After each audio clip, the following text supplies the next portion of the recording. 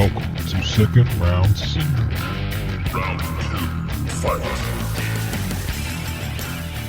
Welcome on into Second Round Syndrome, your talk for the Philadelphia 76ers and the NBA. I am your host, DJ Sports Zone. With me is my amazing co-host, Tobias Harris. How's it going, dude? It's going good, man. Good to see you. Happy New Year. It's the last show of the year. I can't believe it already. Happy New Year. 7 shows in 2025. It's been awesome so far, and we appreciate you all for listening and watching. There's going to be plenty of awesome content in 2026. Please make sure to like, share, give us a 5-star review. We always appreciate hearing your feedback. Again, you can find us on Apple, Spotify, YouTube, iHeart, Amazon. Speaking of 5-star reviews, you know who I'm not giving a 5-star review to right now? Who's that? The Philadelphia 76ers. Yeah, I agree. Right now, they're 16-14.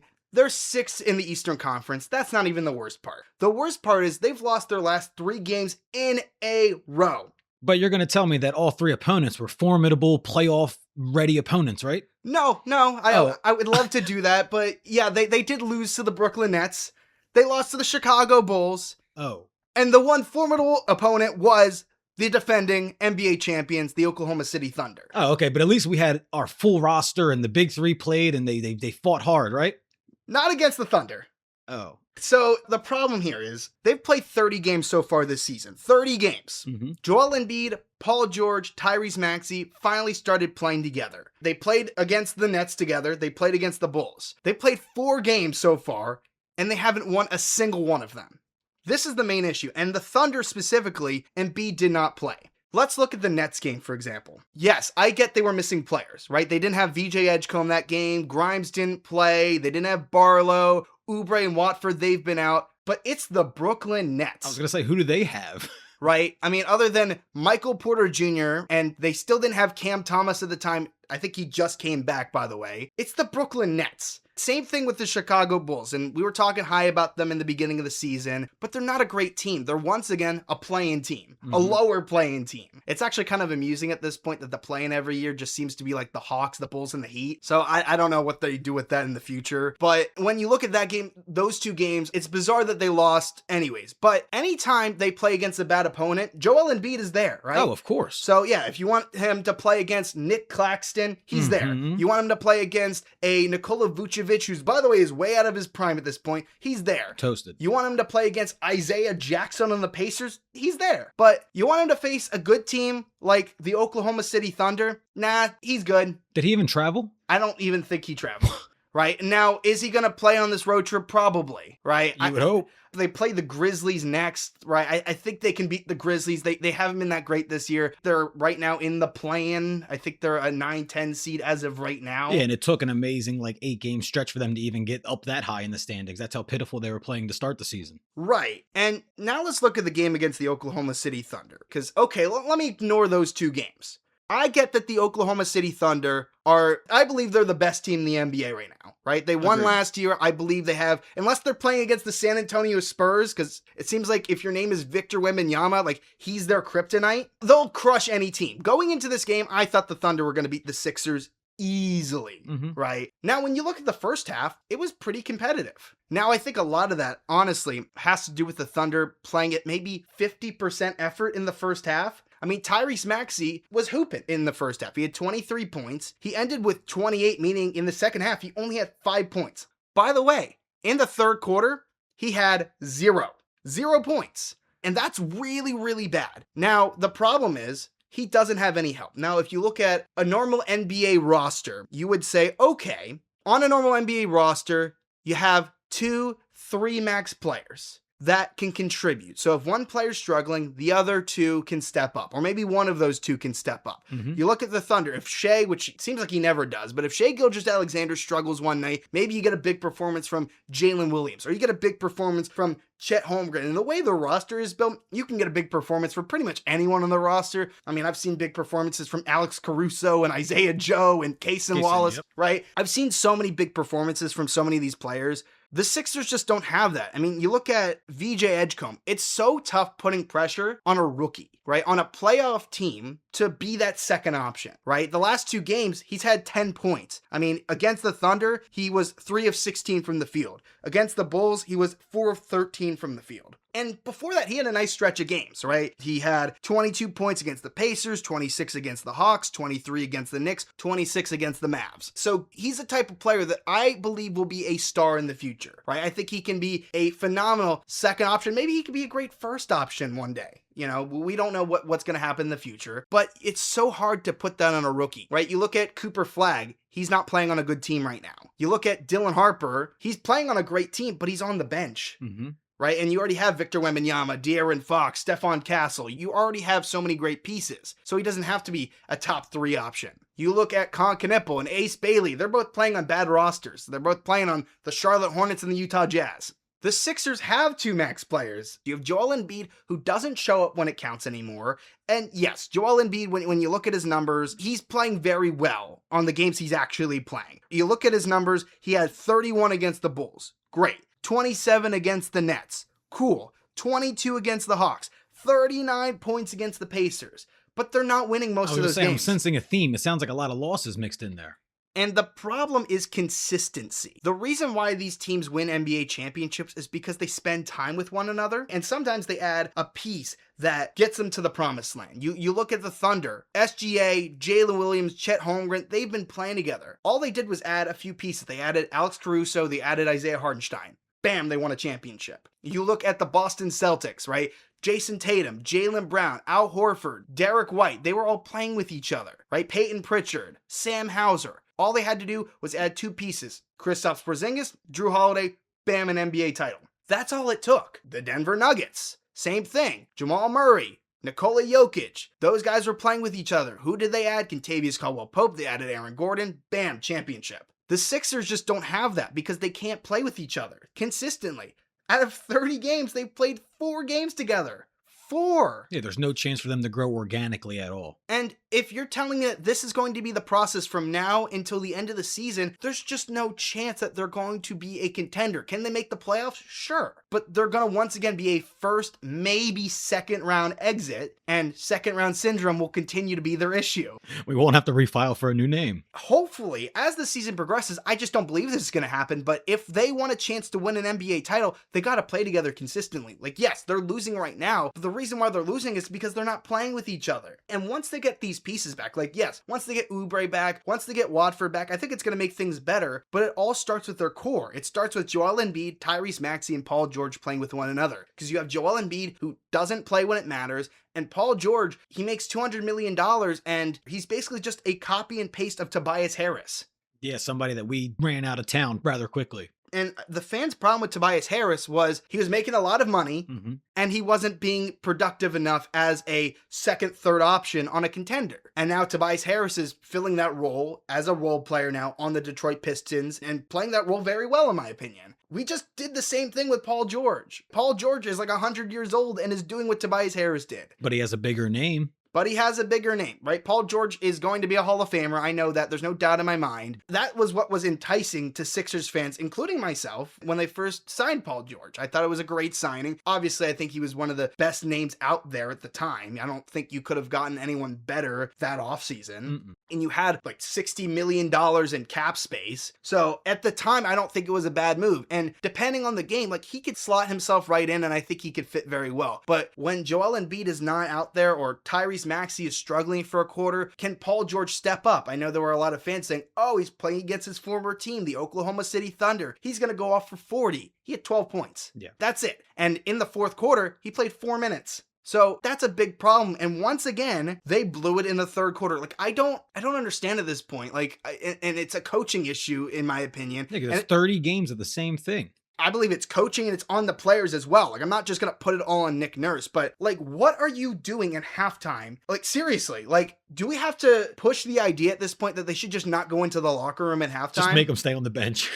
Like, have them just go out there, just keep shooting. What are, like, they need to be the halftime show. Just watching them shoot, maybe make up an extra quarter, like, just for them to play like a scrimmage. Sorry, Red Panda, we got to keep our team out here to shoot. Like, seriously, like, what's going on in the third quarter? Because at this point, it's getting ridiculous. And then they have to play catch up in the fourth quarter. But because you're playing against the Oklahoma City Thunder, good luck, who has the best offense and defense in the entire NBA. Like, what are you going to do? I mean, in the third quarter, they had 24 points. OKC had 38, by the way. And then in the fourth quarter, Sixers had 18 points. The Thunder had 27. After the Thunder already pulled all their starters, SGA didn't play a single minute in the fourth quarter. But even their third string guys, I feel like, are better than a lot of the Sixers at this point. They play harder. And I hate using that word like play harder because I feel like you're in the NBA, everyone plays hard. But no matter what, like there's a reason why OKC always sits their starters in the fourth quarter. They play as hard as they possibly can. Even though they won a championship, they could take a step back. Like they're a bunch of young guys. They could say, we already won one, who cares? No, they want to win another one. Because when you look at the Sixers, there's no doubt in my mind in the first half they were playing hard. But then in the third quarter, it just seems like every third quarter, they just forget how to play basic basketball. Like they just forget how to shoot. They forget how to play defense. They had 8 turnovers in the third quarter. Guess how many turnovers they had in the entire game? 23. They had 23 turnovers the entire game, which I believe is a season high for them. Like, that's ridiculous. 23 turnovers. You're not taking care of the ball at all, and that's just not going to win you games at this point. Not showing up in the third quarter, trying to play catch up, and you can't take care of the ball. You know, Maxey had 5 turnovers, Paul George had 3, Edgecombe had 2, Drummond had 4. I mean, I'm watching Drummond try to put the ball on the floor. Like, dude, that has not been your game. And that's because you let him start shooting those threes. And I get that, but he's trying to, do these dribble moves like you're Joel Embiid, right? And even Embiid isn't fantastic at that, but I'd rather have Embiid do it, who has shown, I think he's a way more skilled basketball player, especially when healthy, obviously, than Andre Drummond, right? If Drummond gets the ball, either just shoot it or pass it. So the fact that he had 4 turnovers shows that. Barlow had 2 turnovers as well. You had 2 from Bona, you had 3 from McCain, you had 1 each from Grimes and Edwards, and you even had lineups against the Thunder with Edwards and McCain at the same time, and they were just getting abused by the Thunder. And this is the thing about Nick Nurse, like, I just don't think he's very observant when it comes to his lineups of, this isn't working, let's make it change. No, let's keep doing this. Like, there's no reason why Jared McCain and Justin Edwards should be out there together, because Justin Edwards is not a good defender at all. He could put up some shots, and he had 12 points. I mean, he shot 4 or 7 from 3, which was good. It was nice to see him have a nice offensive performance, but defensively, I mean, he was getting abused. Quentin Grimes was a minus 22 for the night. I mean, this dude cannot play defense. I was gonna say, what is going on with him? And I mean, he had 13 points, but he shot 3 of 10 from the field. I mean, Quentin Grimes, like, he wanted $30 million per year this past offseason. The nerve. And thank goodness that Daryl Morey didn't give it to him. Yeah, imagine if we would have signed him up for a 3 or 4 year deal. Well, yeah, then the Sixers would have been in a bad spot. It's another one of those Tobias Harris contracts then. And how do you get rid of it? Because you're stuck with Grimes this season. I mean, he does have a no trade clause because of his deal, his 1-year deal that he picked up. Yeah, the qualifying offer, thank you. So you're probably stuck with him unless you could find, because I think he can lift the no trade clause if he finds a destination that will sign him to a big contract. I don't think that's going to happen. I think it's going to be he plays out the season, and in the offseason he sees what he can get. Maybe he does come back to the Sixers. I don't know. At this point, he's just not that guy for them that I think will help them win a championship. I think he can help a team that, is looking to make the playoffs, maybe even a bad team. I think he can be productive on. It's just so tough watching Quentin Grimes this season. I mean, even Jared McCain, who, as I said last episode, he's still kind of ramping up from his injury, and it's tough because we want Jared McCain to be back to where he was last season. The problem is, when he was going off last season, they were already dealing with a ton of injuries. Joel Embiid and Paul George weren't playing, but now he's just came off of not just 1, but 2 major injuries. So I still think that Jared McCain can kind of get back to form. I mean, he's still playing fine, but hopefully they could figure this out as they go along here, because the Sixers have to start winning games. They need to do that with their big 3 on the floor, because if they're just winning games with Embiid off the floor, I mean, that's great, but we all know that Embiid is eventually going to come back. Like, the question, Hav, is, are the Sixers better at this point with Embiid or without him? I mean, we've spoken in past episodes about how we don't feel the Sixers are serious title contenders unless Embiid is as close to 100% as he can be at this point. But I think just for the future, it's going to be almost impossible to move on from him just because of the contract extension you mentioned multiple times. Man, I think it's tough to build around him. And I think that we've said it's Maxey's team now, but Maxey can't get the help because the 2 max contract slots are filled up by guys that don't play. So a point I wanted to bring up was that I think it'd be a lot easier for VJ and McCain, those young guys, to perform at a better level and a little bit more consistently if the guys who are getting paid to perform at the highest level were actually doing their job. Again, I think that VJ and McCain are going to be very good players in the NBA.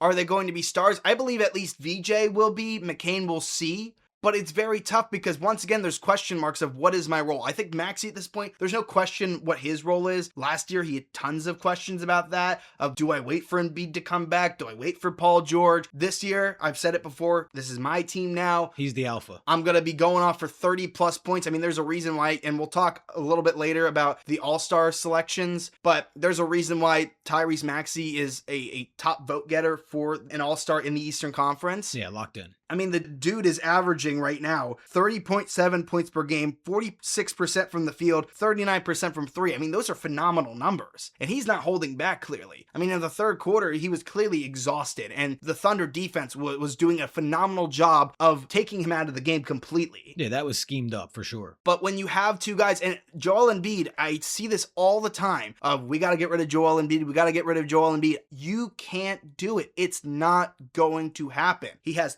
3 years left on that extension. And if you're any NBA team, what would you give up for Joel Embiid, who's never on the floor and still has 3 years, $193 million left to go on his contract? No, if anything, I'm asking the Sixers for draft picks. I want more collateral for taking on the headache that is Embiid in his contract. Right, and just teams aren't going to give up players. They're not going to give up picks for Joel Embiid. It would be the largest salary dump you could imagine. That's why I did suggest, and my opinion has shifted a little bit, especially after getting a wonderful McCain jersey, but like finding a way to maybe get rid of Paul George for some compensation, whether again, it's a nice player that you can get in return, because maybe another team finds a better fit for Paul George. And still see some value in him, yeah, I can see which that. I think is possible. I mean, Paul George is still a great player. He's actually playing games now. Now, back-to-backs, that's still not happening, but who is playing back-to-backs in the NBA anymore? You know what I mean? Yeah, especially when you're, 35 years old and you've had the injury history that he has had. That's just the case. But Paul George is playing most games now, which is cool to see. And I think he's been productive and is showing the league that he can still do something at his age, which is cool. Again, the question mark is the contract amount. I mean, he still has 2 years left after this year. So I don't know. I don't know what they do there. It's just tough because they have so much season left to go. And if they're not playing together, it's just going to be so hard for them to make it far in the playoffs. Mm-hmm. And I think it's so pivotal, more so for Paul George, even more than Joel Embiid, to just finish out this season healthy and show that he can still be somewhat productive. Mm-hmm. So that way, like we talked about in this upcoming offseason, you can at least tell teams and package like, hey, Paul George finished out healthy. We got 60 games out of him. He looked good. What do you think we can get for him? Embiid, you're not going to be able to move. Paul George, I think those 2 years left on his deal, if he can finish this season healthy, at least he can get something in return. And props to Paul George for getting himself on the court. And I'm still seeing comments of people saying that like Joel Embiid doesn't want to be out there, which that's just not true at all. Joel Embiid and effort have never been a question mark. You will never hear me say, unless something changes in the future, you will never hear me say that Joel Embiid does not put effort when he's out there. It's just hard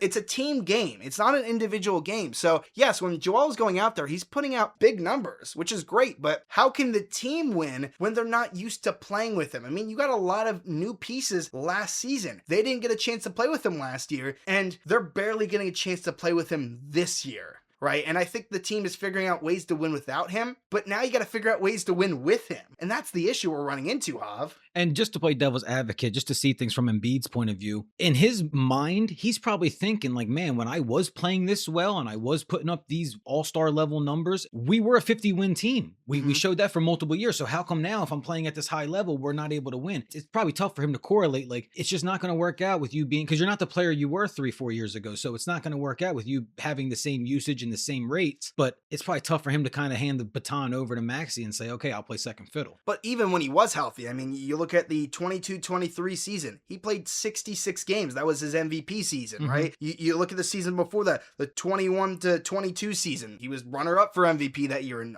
arguably, he probably even could have won it that year. 68 games. I mean, he played 51 games of the 2020-2021 season. Same thing with the season before, and then he played 64 games. If he misses, 15, 20 games, they could figure that out. Yeah, I was going to say, you're knocking out 15 games from the start automatically. So if you get those 60, 65, it's a blessing. Right. And I feel like talent in the NBA has gotten a lot better. So it's a lot harder to win against some of these teams. But when you're playing 39 games one season, 19 games last season, right now he's only played 13 games. It's tough to win like that. And the offense and defense rely so heavily on Embiid, especially when he's out there. He can't just kind of go out there and blend in like Paul George does, where you can just kind of have him do cardio up and down the court and take an open jump shot when he has it. doesn't work that way. You're not going to win games that way. And when you're not super productive defensively anymore because you can't jump, every time he hits the floor, he's going right back to holding that knee. It's so painful to watch.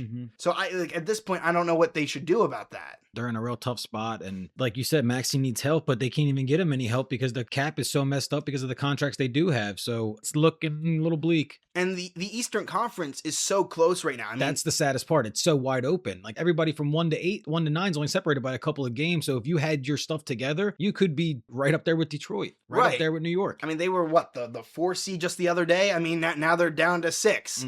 I mean, as long as they avoid the play-in, I'm happy at the end of the day. But again, they need their full roster. And again, Oubre's going to help him a little bit. He provides that energy, that spunk that they need. You know, Watford will help them defensively, but they need Embiid. I mean, they still have a few more games of this road trip. As we said, they play the Grizzlies on Tuesday. You know, I think they can win that game. The Grizzlies aren't great. Then they play the Mavericks. I mean, they're playing a little bit better because Cooper Flagg is finally playing his role, but Anthony Davis is once again out for a little bit. Then you play the Knicks, which we beat both the Mavs and the Knicks the other day, so it's possible, but that's a tough matchup. I mean, you're in the Garden. That's a tough game. And that's the last game of their road trip. Right. And then as soon as they come home, they're facing the Denver Nuggets. Yeah, welcome home. You get Denver. And the question is, and I'm actually going to that game, which I'm excited about, but is Joel Embiid going to play against Nikola Jokic? Yeah, that's what we talked about pre-show. Like, that's great tickets, and you would think, man, heavyweight matchup there, Jokic versus Embiid, but is Embiid going to duck him the way he's been ducking all these other major teams? Yeah, I don't know. And then obviously the fans love to poke fun at Embiid, especially with the matchup between Jokic. Like, I don't know when's the last time he played against Jokic in Denver. I think it's been like 2018 or 19, I believe it. Something like that. It seems like he plays him at home a little bit. I think I've seen him play Jokic at home once a couple years back. It's so tough. I mean, this January schedule is going to be brutal. I mean, a lot of games. I mean, a lot of them are at home, albeit, but still, it's a lot of games. I mean, no more NBA Cup, right? The holiday season's over. Now it's let's go. Let's get to the All-Star break at this point.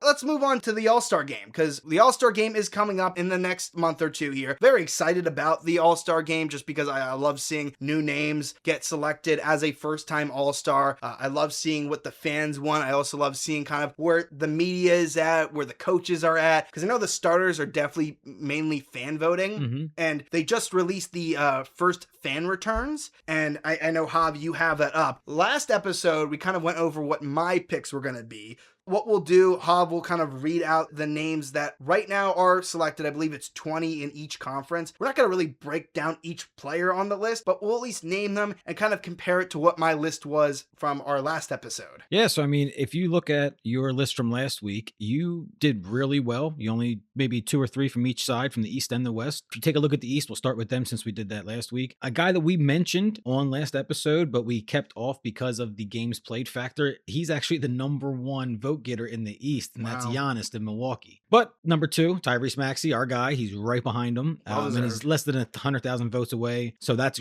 great to see, of course. And you had him on your list. Jalen Brunson, Cade Cunningham, Donovan Mitchell. These were all guys that you just checked off pretty easily. If you watch the NBA, you'll say, yeah, these guys are all-star level players. Jaylen Brown, Karl Anthony Towns, Jalen Johnson. So first 8, you pretty much knocked out of the park. 9's where the first omission comes in. That's Pascal Siakam from Indiana. I guess they wanted to give him some love for keeping that team at water level with all the injuries. I think right now they're actually last in the Eastern Conference. Yeah, so I mean, they're probably just like, listen, man, we know you're going through it, so let's just, send you to the All-Star game. Another team that's going through, actually 2 teams back-to-back going through it. Brooklyn and Charlotte have some representatives. Michael Porter Jr.'s 10, LaMelo Ball's 11, and then your guy B.I., Brandon Ingram from Toronto, he's their representative, and he rounds out what would be the 12 guys if the fan vote stood. And this is only the first returns. I think they do 3 or 4 returns, so this will definitely change by episode 9 or 10 or wherever we're at the time. But the guys you did mention are still listed on the Eastern roster. Number 14 was Josh Giddey, who you gave a lot of love to from Chicago. Obviously, the team's not playing well, but he's been playing at a really high level. Norman Powell, 18 from Miami. And then to cap out the East, they have 2 Magic players, Paolo at 19, and then Franz Wagner, who was on your list.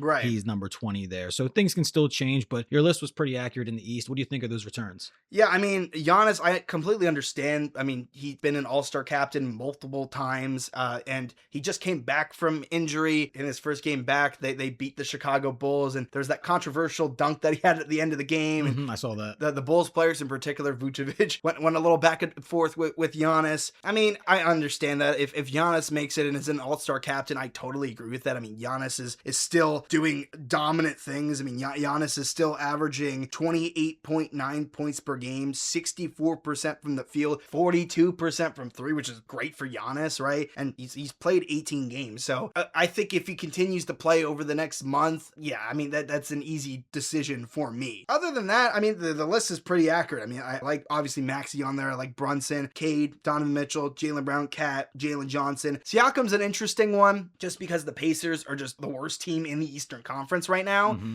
It's tough because when you're looking at the starters, I believe if those five, right, Giannis, Maxey, Brunson, Cade, and Donovan Mitchell, they're your starters, perfect, right? But if you're looking at the reserves, it's very hard to give Siakam the all-star nod when the team is so bad, because the question is, well, what's the criteria? Is it just stats? Is it winning? Like, what is the criteria? And that's always the question, even with end of the season awards. So I don't know if I would give it to Siakam. Same thing with like Michael Porter Jr. or LaMelo Ball, just because those teams are just so bad. When you look at the Hornets, when you look at the Nets, who are trying to lose games, when you look at the Pacers, who are going to lose games because they lost Miles Turner and Tyrese Halliburton's out for the year. So, and then you look at Brandon Ingram, like no Scotty Barnes in the list, by the way, which is kind of interesting to me. It's shocking, especially after his monster. You saw that triple-double he had. It was 23, 25, and 10, 25 rebounds. He's not even a center. That's crazy. He's a wing. I mean, they don't really play much of a center anyways. But still, that is... Because Jakob Poeltl was out too, I believe. Yeah, so 25 boards. That's the most in an NBA game this year for any player. Wow, that's crazy. I'm shocked. And the first 2020 game for a Toronto Raptor, for whatever that's worth. But yeah, so I mean, not to get on... I mean, I just love Scotty Barnes. He's like... No, I mean, and I'm shocked that I'm shocked that he's not on the list. And again, part of this is fan voting because they basically voted for every New York Knicks starter.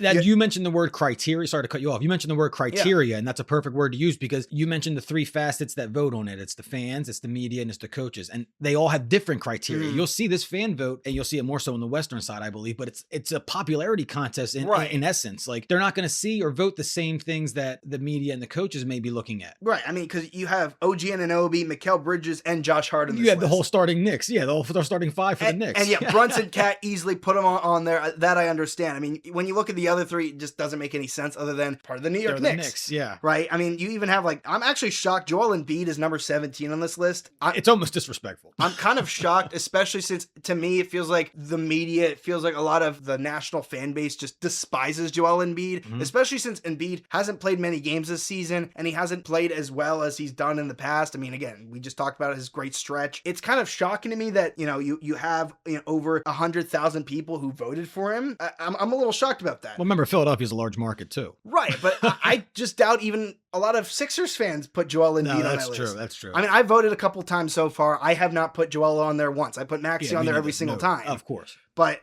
no, I didn't put Joel. I mean, even when we talked about it last episode, I didn't even mention Joel in that. I said there was no way. So I still don't think he'll make it, but I just find it interesting. Norman Powell being so low, I'm kind of shocked about that. He's the only Miami Heat member on here. I think Norman Powell will make it just because of the coaches, and I think the media will vote him in there. If Pascal Siakam can make it, Norman Powell can make it. I just think he's a better story this year, especially since the Miami Heat are playing much better than the Indiana Pacers. And a lot of that is because of Norman Powell. Because again, Tyler Hero has been injured a lot this year. Bam's been out for the last several games. Norman Powell stepped up every single time. I mean, he had a great season last year with the Clippers, and I think he's played even better with the Heat. So that doesn't shock me that he's on this list. I wish he was a lot higher. I think 18 is very low. And then what's up with the Magic disrespect? I mean, 19 and 20, Paulo and Franz. I mean, I thought Franz Wagner would get a lot more love. I mean, 20, he's below Paulo, and I don't think Banchero's had a great season. Franz Wagner, he's looking like a star. I'm a little shocked about that one. I think he should be way higher. I think he should definitely,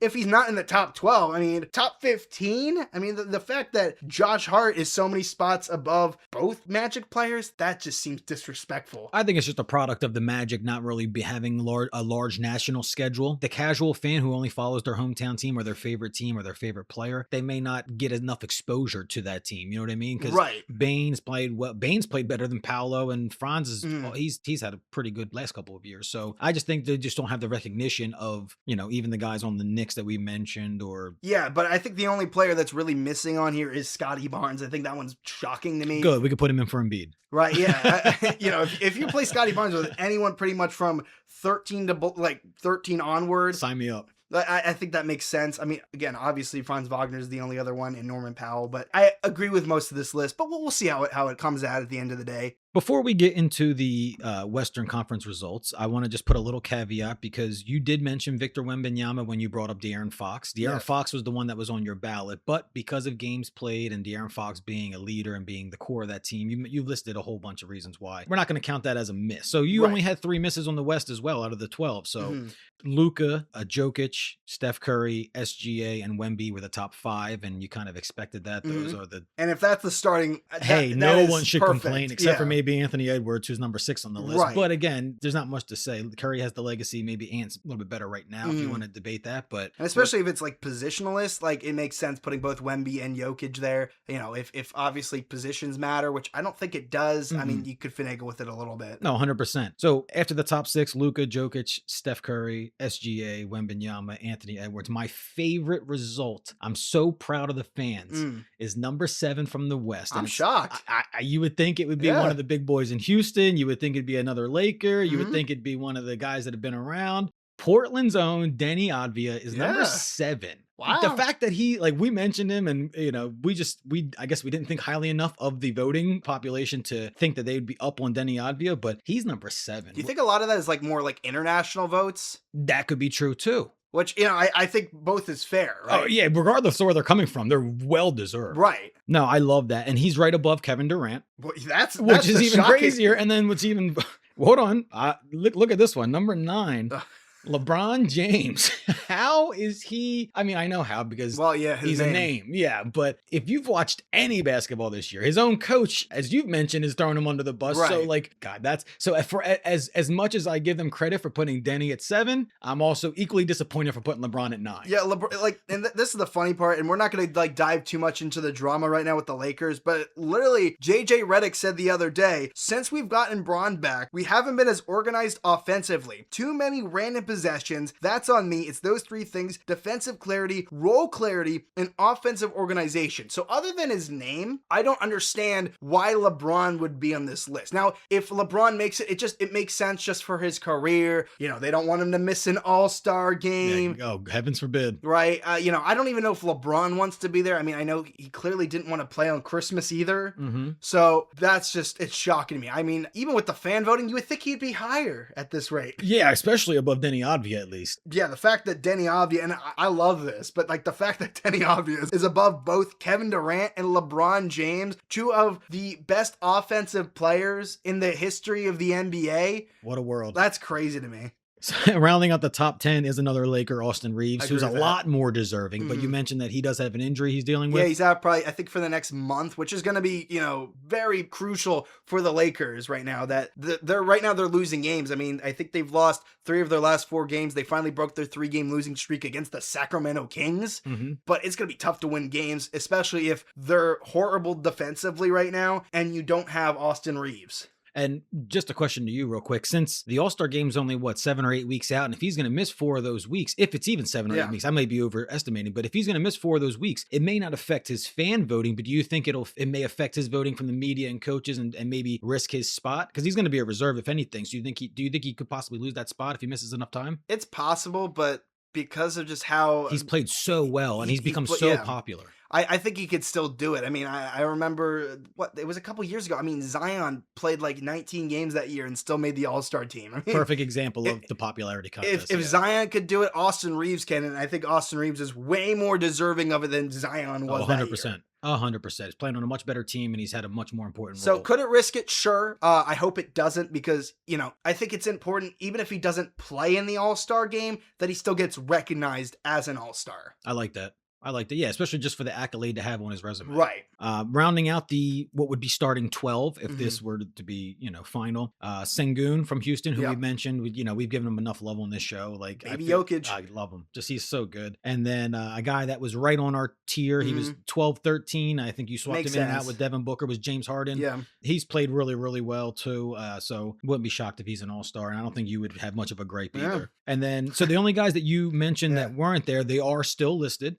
Number 14 is Jamal Murray. You wanted to Mhm. give him his flowers and give him his first All-Star nod. He And has to make it. You would think that the coaches and the media will see it, but Fans won't do it for him, but I think the we're media going and to the do it coach- for him. Yeah, second round syndrome. We're Yeah, going to do get it. Jamal Murray on the All-Star ballot. Your guy, Devin Booker, Mhm. 15 right there, so you weren't far off. Yeah. And then the other guy you mentioned was Chet Holmgren, because you wanted to make sure the Yeah. Thunder had 2 representatives, but he's at 19. So It's low. it is low. And I think maybe they're just having a little bit of OKC overload. Maybe people are just kind of tired of seeing them. But guess what? They deserve the spotlight they're getting. Also, when you think of OKC, especially when you're talking about, like, obviously Thunder fans think of Chet Holmgren, but when you're talking about, like, national fans, like someone like me, for example, who's into all these games, some fans probably don't think of Chet Holmgren when you think of the Thunder. Like, you really just think of SGA, Mhm. especially when people like to hate on the Thunder. They just focus on SGA and being a free throw merchant and all that. They don't really talk about Chet Holmgren. They don't really talk about, like, Jalen Williams. I think he kind of went under the radar last year when he made the All-Star team, which was well-deserved, by the way. Mm-hmm. That's why I think Chet Holmgren, because J-Dub was out for so long, the Thunder are still super dominant.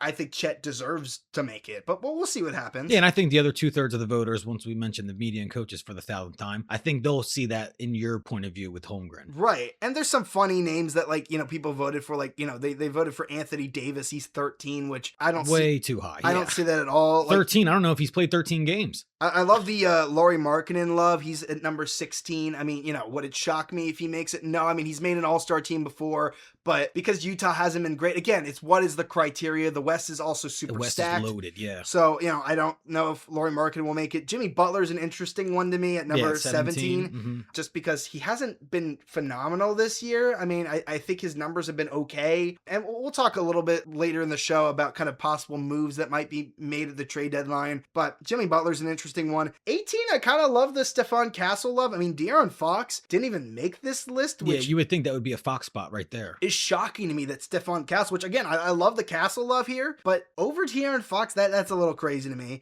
And then at number 20, and I'll give him some props because he just scored 55 points. I think it was last night, Yeah, it's a which is Clippers career and high. Intuit Dome record, yeah. Yeah, so that's crazy. Kawhi Leonard, number 20. I mean, Kawhi's not making it. I mean, he's always injured. The Clippers stink. I mean, if one player's going to make it, it's going to be James Harden, because with Kawhi Leonard missing games this year, he's definitely stepped it up. But it's an interesting list. I mean, again, if the starters are what it is right now, Luka, Jokic, Steph, Shea, and Wemby, I totally agree with that. You look at Anthony Edwards, he's obviously gonna make it. Denny Avdia, I hope he does make it. I didn't put him on my list just because I always think that Portland is just so overlooked. Such a small market, yeah. But, I would love to see him on there. So I'm not against that at all. And again, I said with Kevin Durant should make it. But if Kevin Durant makes it, so should Şengün, because I believe they're both the best player in that team. It's hard to say, oh, Kevin Durant is better than Şengün or Şengün's better than KD. Well, now, if you look at their careers as a whole, obviously Kevin Durant is a Hall of Famer. He's one of the best offensive players we've ever seen. But when we talk about the All-Star game this year, you got to put both on there. We just talked about LeBron, Austin Reeves. I hope he does make it. And then Harden. I picked Booker over Harden, but I think Harden deserves it just as much, maybe even more, just because he's been so good this year. And he's taken care of himself a lot more. I mean, he's talked about it last year that he's getting sleep and he's focusing on his eating a lot better, which Starting to grow up a little bit. Starting to grow. I mean, it's funny that it waited, it had to happen It took after. him until he was 35 or 36 years old in LA, but Yeah, and after he left the Sixers, that's when he started taking that seriously. Maybe Daryl Morey woke that up in him. I don't know. He unleashed the beast. Yeah. Unleash the beast. I don't know. I mean, so it's definitely an interesting return. Now, not all these guys are going to make it. And, just because James Harden is number 12 doesn't mean he's going to be like the last guy to make the reserves. Most of this voting, as we mentioned, is just for the starters. So, it will be very interesting to see who makes the starting lineups. I know they're doing the USA versus the world. I'm not exactly sure how they're going to divvy that up because there's not that many international players on here. I mean, you have Luka, you got Jokic, Shea, technically, Wemby, Denny, and then Şengün in terms of the top 12. Mm-hmm. So I don't know how they're going to divvy up the players to make that work. And I know the East, there's a few as well. Like you got Giannis, you got Siakam, and I believe that's it in the top 12 on the East. That's international players. At the moment, yeah, it looks like that. So it'll be interesting to see how they do it. I'm curious because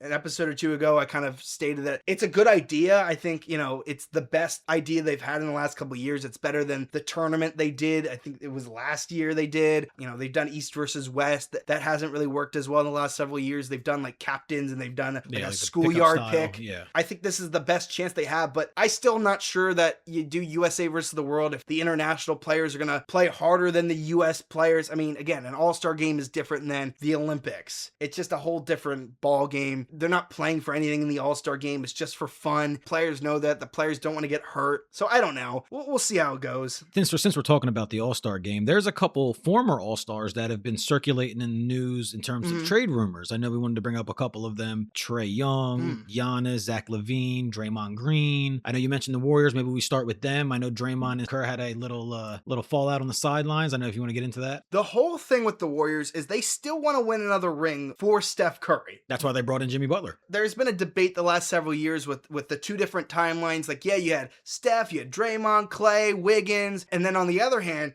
you had these younger players. You had Pajemski, you had Kuminga, you have Moody, right? You have all these younger players, but I just don't think they were ever interested in this younger timeline. When you have a talent like Steph Curry, who is the greatest shooter ever, who's still playing like the greatest shooter ever, like he doesn't play like his age. His game doesn't age, yeah. Right? There's a reason why he's called the baby-faced assassin. It's not just because of the way he looks. It's just because he still plays like he's in his early 30s, his late 20s. I mean, he's still in his prime. So they still want to win, right? And they had to make some moves, right? They let Klay Thompson go. They brought in Jimmy Butler, which I thought was a good move. But the issue is, I don't know if Draymond Green belongs on this roster anymore. I just think it's a headache, and it's been a headache for years, right? I mean, when he kicked Steven Adams, back in 2016 or whatever the case was. Yeah, literally. Draymond's been the same guy forever, so it's not like this is new or anything like that. And Draymond has been a huge reason as to why they won those championships. Let's be very clear about that. Oh, yeah. There's no slight to Draymond. Like, he is a 4-time champion. He's been an all-star. He's been a defensive player of the year, right? He's a great player. But the Warriors, I just don't think need him anymore. And I think Jimmy Butler at this point does a lot of the same things that Draymond does, except Jimmy Butler's not as much of a headache on the Warriors. Now, can Jimmy Butler be a headache in the future? Maybe. I mean, I know, he had his conflict with the Miami Heat last year that got him traded. He's had spats with the Chicago Bulls, the Sixers, the Timberwolves. Yeah. So every team he's gone to, there's been an issue. But I think at this point, he got paid. He's where he wanted to be. I know it was between like the Suns and the Warriors. He got to the Warriors. But he does a lot of the stuff Draymond does. He has that dog mentality. Playoff Jimmy, by the way, so he's a better performer in the playoffs, but he's great defensively. He's a better scorer than Draymond because Draymond is not a scorer at this point in his career. He never really was. I mean, he's had a couple seasons where he averaged like maybe 16 points per game, but now, the last several years he's been, averaging a triple single.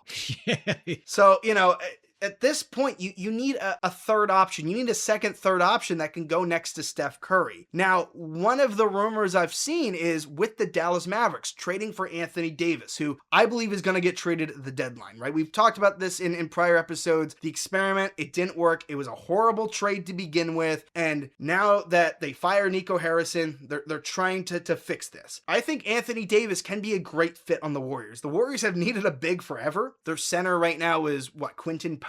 I mean, I know they brought in Al Horford, but he's 100 years old and, he's nowhere near the player, that he was a couple years ago. I think Al Horford still can be a decent player coming off the bench, right? He could be a decent playoff performer, but you need that third guy, and Anthony Davis would be the second option next to Steph Curry. And I know health is always the issue, but when you have guys as old as Steph Curry and Jimmy Butler, health is always going to be a question no matter what. Yep. So if you're going to go all in, go all in. And I don't know how the money exactly works, but my proposal is trading both Draymond Green and Jonathan Kuminga, because let's face it, Steve Kerr, the Warriors, they just don't like Jonathan Kuminga, right? The only reason why they worked out a contract was to be able to trade him. They didn't want him to walk for nothing, right? I know the Kings were interested in him in the offseason. That didn't end up happening. So my proposal is Anthony Davis and Klay Thompson, so bringing Klay back to the Bay for Draymond Green and Jonathan Kuminga. Now, you might need to throw some picks in there. Maybe you have to throw some smaller players in there. I don't know what the case might be, but I think both teams win in that scenario. Like, I know Steph was wearing Klay's shoes the other day. You know, clearly Steph misses Klay. Oh, for sure. I believe Klay misses Golden State because, let's be real, I mean, Klay had two options. It was either the Lakers or the Mavs. The reason why he chose the Mavs is because, you know, he didn't want to come off the bench for Golden State. And also, he wanted to play with Luka Doncic. And now none of that's happening. Luka got traded literally that season, and Klay's back to coming off the bench. So if Klay gets traded back to Golden State, there's a chance that Klay could start again. Maybe he still comes off the bench, but he goes back to playing with Steph Curry. You got to think he goes back to playing at least a little more inspired going back to Golden State than he is sitting in Dallas just withering away. And there's a good chance that he could win another ring that way. He's not winning a ring in Dallas at this point. Now, he could have if they kept Luka, right? And that was the idea of you bring in Klay Thompson next to Luka and Kyrie. Now that's not a factor anymore. So I think it's a great trade for the Warriors. Now, when you look at the Mavs, I mean, you get Draymond, who could be a leader for Cooper Flagg, which I think is great. And when Kyrie comes back, if they decide to keep him, I think it's, you know, having Cooper Flagg, Kyrie Irving, having Draymond Green, Jonathan Kuminga, who could be a great piece with them. I think that's a great roster.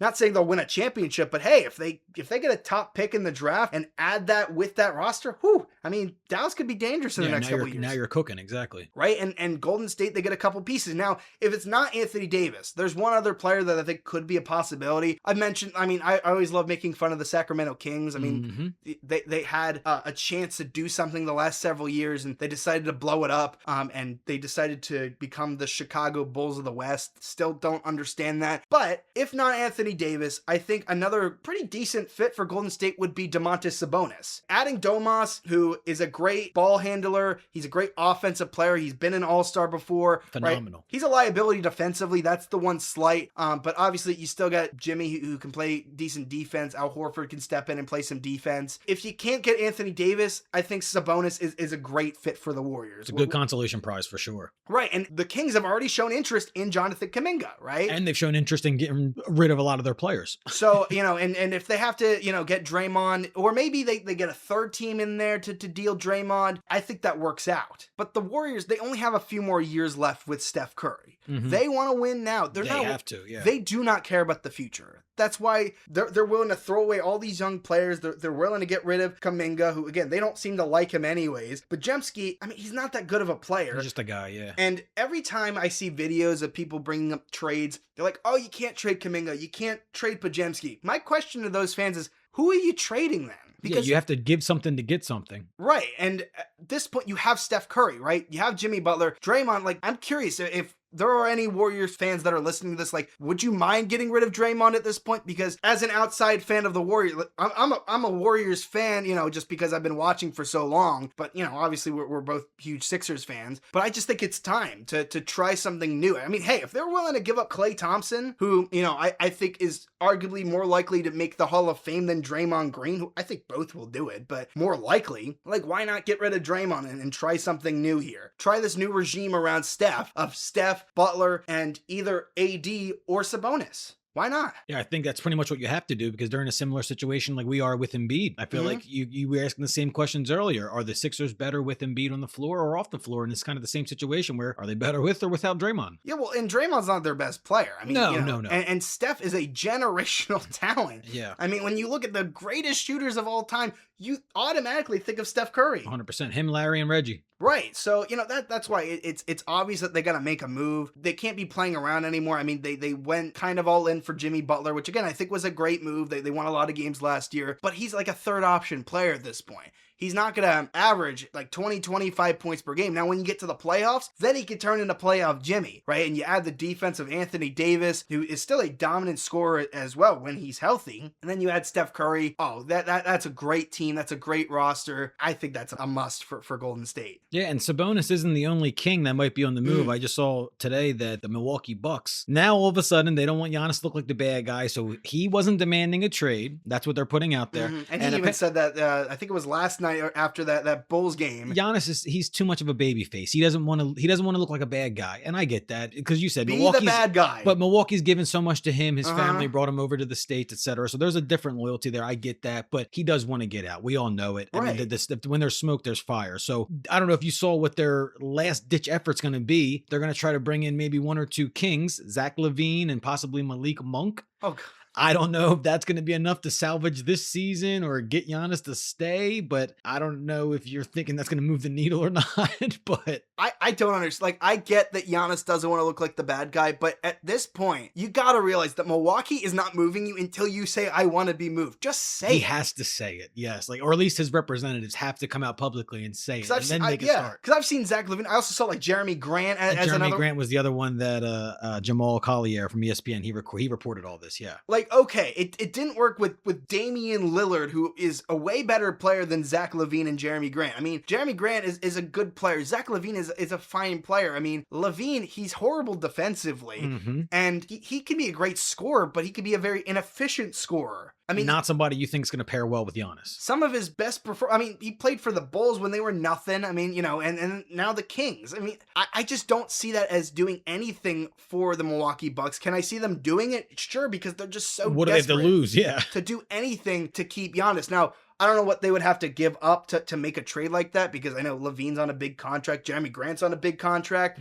I mean, I don't know what pieces they have to really move. I mean, what are you throwing in, like Miles Turner in there? Yeah, I'm trying to think of some of their like mid-level contract. I mean, Miles Turner, they just signed. Yeah. So like, I don't even know how their budget would be allocated to make this work. I don't know how much money Bobby Portis is making. Like, you know, most of their big, like they did a wave and stretch on Damian Lillard just to make room for Miles Turner. And they're still paying that. Yeah, exactly. So that's why, like, I don't know what pieces you would have to give up, because the Portland Trailblazers, they signed Jeremy Grant on like a max contract to keep Dame around. And then basically after a season, Dame got out of there. Kyle Kuzma, that'd probably be the guy they trade. I forgot about him because I just looked up their contracts and he's getting $22 million. Yeah. So Bobby Portis at 13, Kevin Porter Jr. at 5.5. So those would be the guys that would probably have to fill in, because you're not getting rid of Giannis's 54, and then Turner, you just signed a 25 a year, so he's not going anywhere. But is that move going to help Milwaukee? Sure, they'll win a few more games, I guess. It's marginal. But is it going to like move the needle and make them a contender again? No, like I still think they can miss the playoffs that way. I mean, and also Zach LaVine is still an injury-prone player. Yeah, well, you don't even know what you're getting. Like, he's injured right now for the Kings. Yeah, case in point. So I don't really know what that does for them. I mean, you know, again, Malik Monk's a decent player, but adding those two, I don't think Milwaukee can make any move other than trading Giannis at this point that would put Milwaukee in a better state moving forward here. They're not winning anything with Zach LaVine and Giannis. I mean, it will be an interesting experiment, I guess. Like, maybe it will be amusing for a moment. It'd be cool for 2K, I guess. But I don't know. I mean, I know the Kings are going to make moves. They got to get rid of Zach LaVine. They got to get rid of DeMar DeRozan. We already talked about Sabonis. I think Russell Westbrook is going to go somewhere that I think he'll be more useful. I've mentioned in the past, like, Houston would be fun, just seeing him and Kevin Durant back together. But I don't know. Zach LaVine and Giannis, that's just a bizarre thing. I understand why the Bucks are going to do it, but looking like, I know Giannis sees these rumors. Why doesn't he just go up to them and say, I want out of here? Why is it that hard to say at this point? It's just a PR thing. I just feel like him and his camp, they don't want to come out as the bad guy saying we're done here, and you know, it may be best for both parties at this point. Yes, but you know, you look at a relationship, if one person's unhappy and the other person's unhappy and they're not able to say anything to each other, then it's a toxic relationship. But I think Giannis is the one party it's tough for him to say that they're happy with the situation. They're just happy to have Giannis because they're not used to having that shiny toy in front of them and something they can build around, but it's tough to let go. Well, when you have a talent like that, you're not going to let him go. Like, you know, it's the same thing with the Sixers. Like, they love the idea of what Joel Embiid is. Like, they saw what he did in his MVP season, and they're just hoping Hopium. Yep. that when he comes back, he's going to be that again. So it's the same thing with Giannis. It's the same thing why the Warriors would never let go of Steph. It just wouldn't happen. You know, when you have talent like that, now that the Thunder have Shea, they're never letting him go. Mavericks are never getting rid of Luka Well, yes. Well, you know, you have to have a GM that's just that idiotic, Absolutely. like a Nico Harrison, to do that. Like, you know, the Timberwolves, they're never getting rid of Anthony Edwards. Like, the only way these players leave is if they request out of here, right? Which is why at this point, you know, like, and that's why I mentioned a couple episodes ago, I don't think Milwaukee fans would be upset about it at all. They got a championship. They got their ring, yep. They even got an NBA Cup win. There you go. You know, so it's so funny to me. me. Like, if they end up, their big move is Jeremy Grant, like, I'm just going to laugh hysterically at that. It's okay. Like, and I like Jeremy Grant, like, he former Sixer, right? We've seen him bounce around from team to team, Detroit, Portland, Denver, OKC. Like, we've seen him on different teams, and he's been a productive player, but literally. I don't see that moving the needle. It's just desperation. Like when they made the Damian Lillard move. But except Damian Lillard is a big name that could have moved the needle, right? That the two-man game between Dame and Giannis could have worked. It just didn't work. So, I don't know. Getting rid of Kyle Kuzma for Zach LaVine, sure. Like, Kuzma's not a good player. I don't like him at all as an NBA player. It's an upgrade. It'll move you from the 8 seed to the 7 seed. But that's kind of it. With the Hawks, trading Trae Young, I think, would be beneficial. It depends, like, do you have any ideas of what they could trade Trae Young for? No, I just saw that on ESPN. Tim McMahon said that they were looking for, quote, an exit ramp. Just to get out of the Trae Young situation. I don't know if they're looking to just dump salary, maybe take on some 1-year deals or get some cap space. I don't know how much value you think he has around the league. He's still young enough that maybe if you still believe in him, you would trade off a little bit more than normal. What do you think? Yeah, I mean, the only team that I could see that would maybe even want Trae Young is actually the Kings, because there have been talks of they want a point guard, which is hilarious since they gave up both Fox and Halliburton. Yeah, go figure. Like, I even saw rumors about like a Darius Garland, because maybe he doesn't want to be playing with Donovan Mitchell anymore. So maybe I could see the Kings go for either Trae Young or a Darius Garland, just because they're desperate for a point guard. It looks like so far that Trae Young has been linked to a lot of the teams that we've already mentioned that need point guards, like Houston, Miami, possibly Toronto and Detroit. Those are the teams that I'm seeing popping up. Yeah, I don't like most. I mean, Detroit. Why would he go to Detroit with Cade there? That doesn't make much sense. Yeah, Detroit wouldn't happen. I mean, Toronto, I could see it because I feel like they could use a point guard. I know they have Emmanuel Quickly, so I mean, I you could would think see that Quickly would be part of that deal. Quickly, maybe 2 RJ bench Barrett? guys, and a couple for maybe a first swap, something like that. So I could see that just as like a big move. What were the other ones you said? It was the Houston Rockets. No. but that would be but they need something temporary because of the Van Vliet situation, And they already have offense, so like that wouldn't make any sense. That's why I suggested Russell Westbrook, because Russ can kind of blend himself into that. Band-aid it, just temporary. Right, and he's a guy that doesn't have to score, and honestly, he's been shooting pretty well this year on the Kings. But you don't need him to be a shooter. You just need him to get the ball to KD, to Amen Thompson, to Şengün. That's what you need him to do. That's why I prefer Russ over a guy like Trae Young. I just don't think it makes any sense. Absolutely. And then Miami, we mentioned John Moran a couple episodes ago being a possible point guard that would go to Miami. Yeah. So they're looking for somebody to run the run the point. But I mean, that's if they're willing to give up Tyler Hero. And that's the thing. Yeah, they're gonna have to give up something. They're not giving up Bam, so it's probably gonna have to be Hero in that deal. Yeah, I mean, and I wouldn't, as I've been a huge fan of Norman Powell this year, especially on the Heat. I wouldn't give up Norman Powell. I mean, you got the Wiggins contract, and Wiggins I think he's played very well on the Heat this year. So I could see it. I've also seen rumors of like maybe Anthony Davis goes to either the Bulls or the Hawks. Chicago, yeah, I've seen a couple times. Which, I don't know how much that would, I mean, I don't know. I don't know what that would do for the Hawks. I know they already have Porzingis. Replacing an injury-prone big for an injury-prone big. Porzingis for AD. Like, I just don't know if that moves the needle much. I mean, is AD a better player than Porzingis? Yeah. I mean... And I'd rather have AD over Trae Young. But does that mean you have to give up Porzingis? That's the thing. You're going to put Porzingis and Anthony Davis together? You're not going to put them on the floor at the same time, no. So it doesn't make any sense. And they should be looking to build around Jalen Johnson at this point, and I think he's their best player. Right, and I know Trae Young, the problem with Trae Young is they didn't work out an extension last offseason, so the problem is he could walk for nothing. Yeah, but the front office might be willing to take that risk because they didn't want to be on the hook. Right, so I don't know, maybe they could trade him for something. It might just have to be like role players. I don't know if it's going to be they're trading him for a big star or anything like that. No, it may just be salary cap relief. Just so they can lick their wounds and get a couple draft picks and then try again. Yeah, so out of those teams, I mean, Toronto, I kind of like Toronto. That's kind of an interesting fit. Trae Young, I don't know how well it would go, but Trae Young, Scotty Barnes, Brandon Ingram. Because again, you probably would give up Quickly and you would probably give up Barrett to make that happen. Which I think that would actually be pretty good for the Hawks, getting those two guys, integrating them with their young roster. Yeah, to be able to collect that from the whole Trae Young nightmare, absolutely. Right, and again, Jalen Johnson's been phenomenal. Nickeil Alexander-Walker, I've given him a lot of love this year.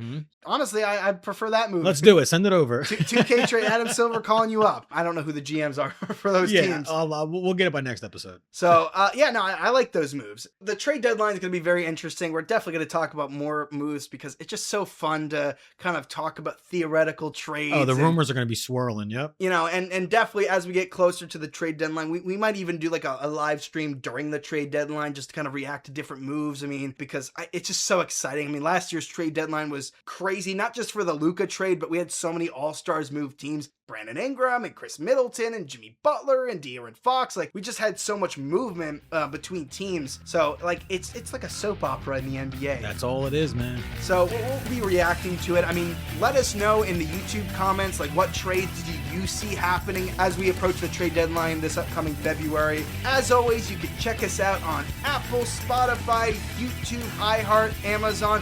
Make sure to like, share, give us a 5-star review. I'm DJ Sports Zone. We got Hob Harris here, and we will see you in the new year. 10-9-8.